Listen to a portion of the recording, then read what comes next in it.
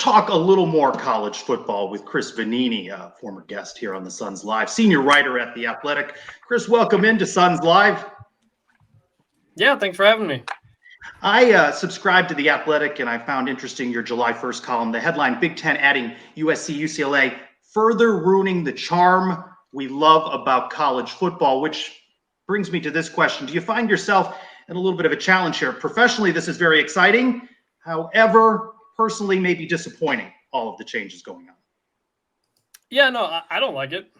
I didn't like it when it happened a year ago, just in several instances, because it's July and I want to talk about football. And this is now 3 years in a row where we're going into media days and preseason talking about everything but football. 2 years ago, we were talking about COVID. Last year, we were talking about COVID and realignment. Now we're talking about realignment again. I want to get back to preseason excitement that the season's here.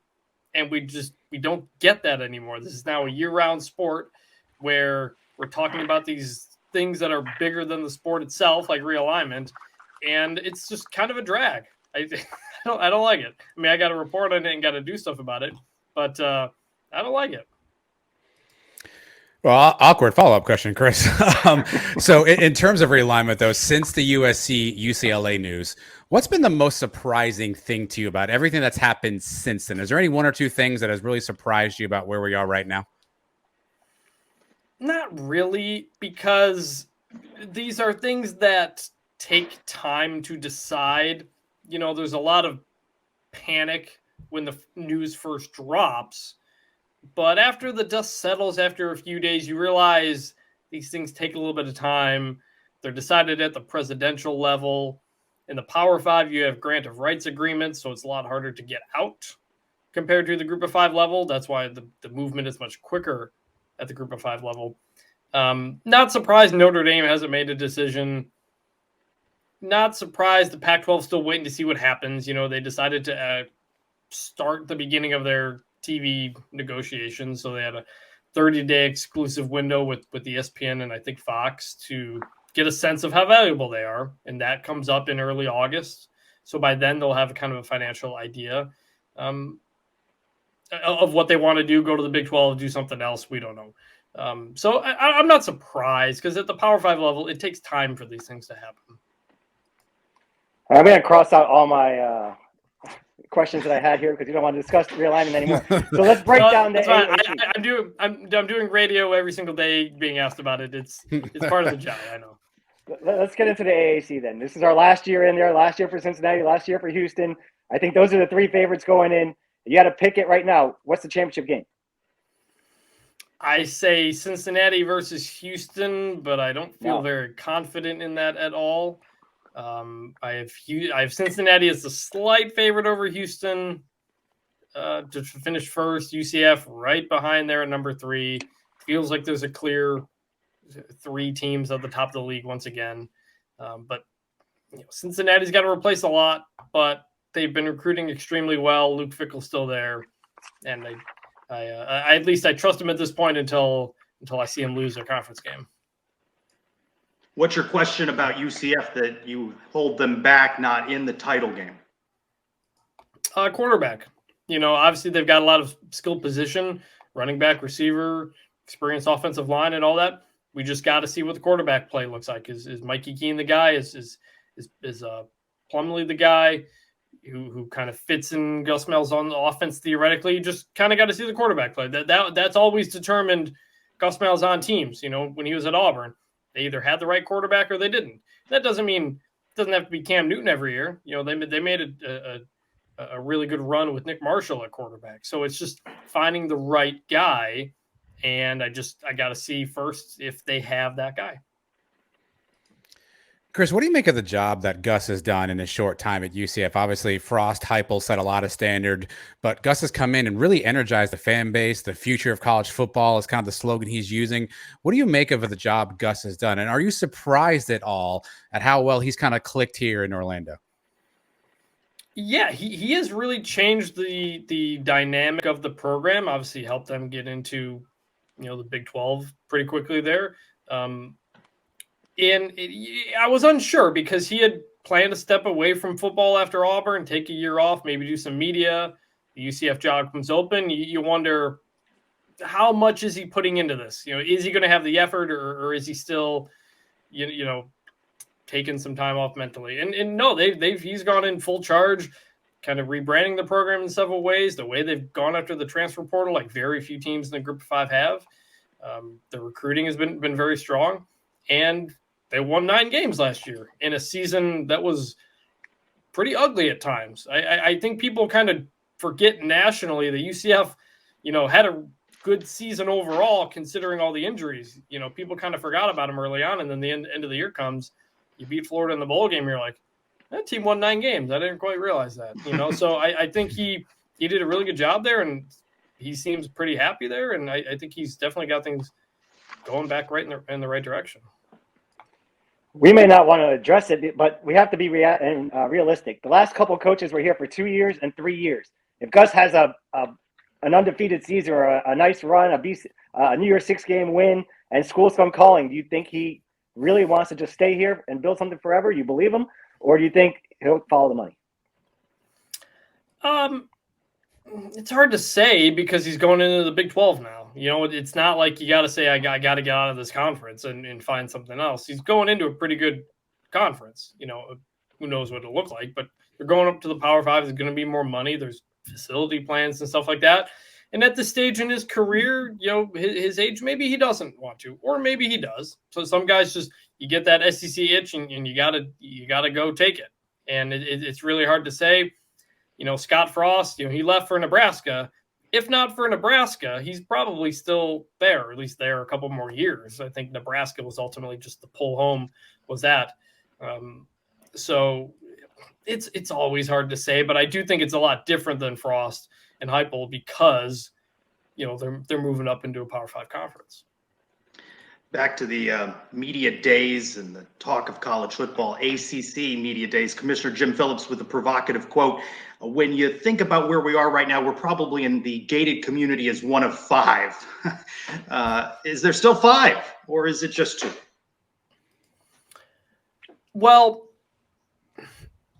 I think, that kind of gets determined by what the postseason looks like. You used to have BCS versus non-BCS, and you had Power 5, Group of 5. It kind of depends on what that next playoff field looks like. Are there going to be automatic bids? Are there only going to be at larges? I don't think we're at a spot where the SEC and Big Ten are going to break off and do their own thing anytime soon. So it technically it's not a Power 2.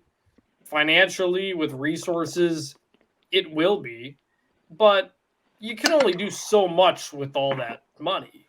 In many ways, it might be more appealing to be in a weaker Pac-12 that you can win, as opposed to a 20-team Big Ten that you can't win. I think so. I don't think the Pac-12 is going away. I've had some commissioners say to me, like, it's really hard to kill a conference. Even the Big East survived. It became the American, but it still survived. So I think we stay with 5, at least for this next round of TV rights to kind of go the next 6 years or so. Well, yeah, let's talk Pac-12, Big 12. Your colleague at The Athletic, Stuart Mandel, sort of floated an idea of these 2 conferences should merge, right? Let's put them all together. Maybe that's the best thing possible. Then news comes out through Pete Thamel, other sources. Hey, that's not going to happen. Sounds like that's not on the table. So now you still got these 2 entities, Big 12, Pac-12, frankly, in a staring contest, right, at this point, Chris. So who's really in a position of power here, in your opinion? Is it the Pac-12 trying to cobble together their 10 teams and move forward with their media deal? Or does the Big 12 have the option of maybe grabbing some of those schools and taking the power? In your opinion, who's in that power position right now? I think the Big 12 is in a better position, but not by a lot. The idea of a merger, I never got a sense it was really all that interesting to the Big 12, because I think their thinking is, why take all the Pac-10 teams if you can just take 6 that you want instead, and you don't have to take the dead weight, essentially. And that's what the Big 12 is hoping. They're hoping they can convince 4 to 6 of those Pac-12 schools to make the jump. On the Pac-12 side, you're thinking some of these schools, academics are a big thing. A lot of those Big 12 schools are not quite there culturally, academically, there's a lot of different stuff. A conference with California and Texas is going to have some issues. And I think the money is probably not much different either way, no matter which league you go in. So ultimately, do you decide there's safety in numbers in the Big 12? Is it better to go create a 16-team Big 12 and feel safe there? Or is it better to stay with the Pac-10, add some teams or whatever, and hope you stick together? With the uncertainty of Oregon and Washington, that makes it pretty tough. They're going to go to the Big 10 if they can get that invitation. Anybody would. And the Big 12 is in a spot where it doesn't really have any major brands anymore. It lost its two major brands. The Pac-12 still has some brands out there, and that's what makes it ultimately more vulnerable, because you're not quite all together the way the Big 12 is. You mentioned the TV contracts playing a big part in this. When are we going to start seeing a streaming company get involved? Everybody's talking about Fox and ESPN running all of college football. What streaming company is going to be the first one to jump in? Well, we know Apple TV Plus has been interested in the Big Ten. I don't suspect they're going to get the Big Ten, but they're probably going to get NFL Sunday Ticket, and they've already got some MLB. So of all those streaming companies, they've really made the biggest push so far of all of them. Peacock's had, some baseballs, a Notre Dame game here or there, but Apple's really been going for it. I'm really surprised. Well, and you've also got Amazon. Amazon has the NFL Thursday night game, so that's a possibility as well. I'm surprised we haven't seen Netflix do more, especially considering their recent numbers that have not been great with subscribers. Sports are a way to get subscribers, and they've not really, reportedly made a push on a couple things, but they don't seem to be going it the way Apple is. I don't know if it's going to happen anytime soon. I don't think any of the big conferences want to do it at this point, because linear TV is still the number one way people watch games. But something to watch, probably in the next 5 years. Want to get your reaction to the NCAA Council endorsing the concept that would eliminate the blanket rule prohibiting transferring more than once. Yeah, this kind of didn't get as much attention last night when it came out. Everybody kind of focused on the transfer windows, and I read it, and I was like, does this mean anybody can transfer any time now? I'm pretty sure that's what this means. It was like one line in the press release with very little talk about it whatsoever. But it turns out it's actually a really big deal. Now guys will, this will probably get approved in August. Now players will be able to transfer anywhere they want any year. Now there's going to be a limit on that. The windows are going to shorten the period of time you can do that. So that's a pretty big change. Now there are some people who say it's not. You've had people transfer twice, transfer 3 times already. They put in waiver requests to the NCAA. They frequently get them. So maybe it's not that big of a deal. But I do think it opens the door now and gets the idea on players' minds more that they can transfer whenever they want. There is not universal support for this. We've already seen some coaches pretty upset about it. The numbers say that the more often you transfer, the less likely you are to graduate. But I think ultimately they felt, if we're going to restrict these windows of transferring, we're going to let players move as much as they want, something like coaches get to do. Of course, we're about 360, 7 or 8 days removed from the beginning of NIL. So in this past year, how would you sort of assess the impact NIL's really had on college sports, specifically college football? I think initially the sky was falling. What's going to happen? We've seen a lot of numbers floating around, a lot of things happening.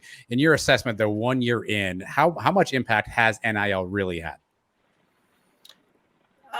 It's had a little bit of effect in recruiting. I think you're seeing, based on some of the numbers that are being thrown out there for certain players or whatnot. But in the end, it's not making that much of a difference. The best players are going to get the best schools, the biggest schools are going to get the best players. It's kind of always the way it was.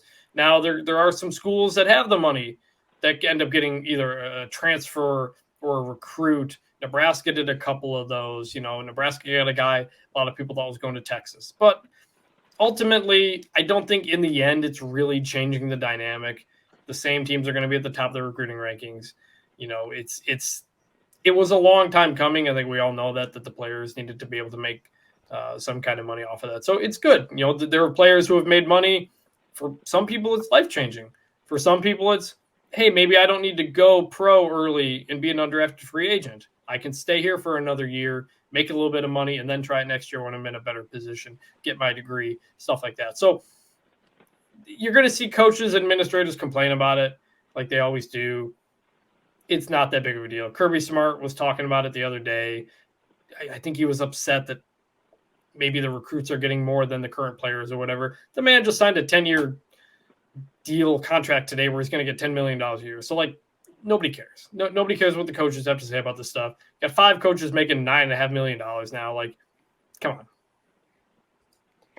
What are your early impressions of Yormark as a new commissioner of the Big 12? How do you think he's going to handle this whole situation? He's been upfront and honest about things. You know, he said at media days that they're open for business. They're looking for different things. You know, he didn't hide behind generic statements. He didn't sound like Jim Phillips, the ACC commissioner the other day, who kind of sounded like he was talking from 5 years ago. You know, Yormark seems like a guy who understands it's a changing landscape. But it's also an interesting dynamic now where you've got 3 Power 5 commissioners who come from outside college sports. Kevin Warren came from the NFL.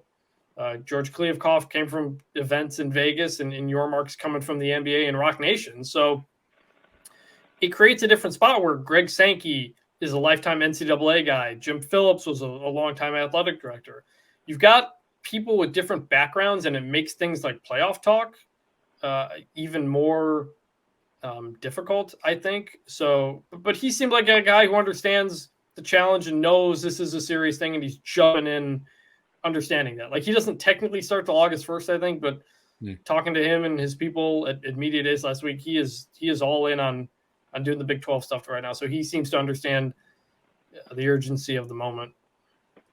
Let's end with this. Back to the AAC. Besides Houston, Cincinnati, UCF, what's a team or two that might surprise, cause some problems for those top 3 contenders?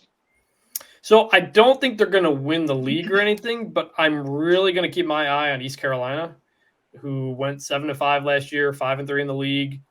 You know, talking to people on that staff a couple years ago, they had always pointed to 2021 as the year they would make the jump. They were a really young team for a number of years, especially on defense. And the idea was, hey, by 2021, those guys are going to be juniors and seniors. That's when you're going to see the improvement. And they did. You know, they were a solid team last year. Everybody got that COVID year. So Holton Ahlers, the quarterback, is back yet again. And I think that's a team that, again, not going to win the league, but they could spoil some upsets here, especially because I don't think the league is as good at the top as it was last year. I don't think any of these teams are going to make the playoff like Cincinnati did. And so East Carolina could be a team that here or there knocks off 1 or 2 of these teams that really kind of determines the conference title race. And are you looking forward to the USC-Rutgers game in football in the future when game day's there in New Jersey? Yeah, that or UCLA, it's even less interesting. I just when that happened, like, and the reason I wrote the column I did is like that threw out any sense of realism out the window. Like, SEC could say Texas, Oklahoma, they're contiguous states. We already have A&M. You know, it fits. You got a giant gap here between Nebraska and California that you have these schools. The idea that this is anything but 100% of business is out the window now. And I think that's why a lot of people were upset. And that's why a lot of people weren't even, like, excited. Like, I went to Michigan State. Big Ten fans were, like, not all that thrilled about that news. Because I think everybody understands, all right, I guess we're going to this new world now. I guess the Rose Bowl isn't going to mean what it did anymore. I guess we're going to have conference games in California. Okay. And the Big Ten is a conference steeped in history. And I think a lot of people were just kind of had apathy toward it. And I think there was a lot of frustration, but apparently that's where college sports is going now. That Rose Bowl picture, though, will still be picturesque. Chris Vannini, senior writer at The Athletic, thanks so much for spending some time with us on Suns Live. Yep, no problem, guys. Thanks, Chris.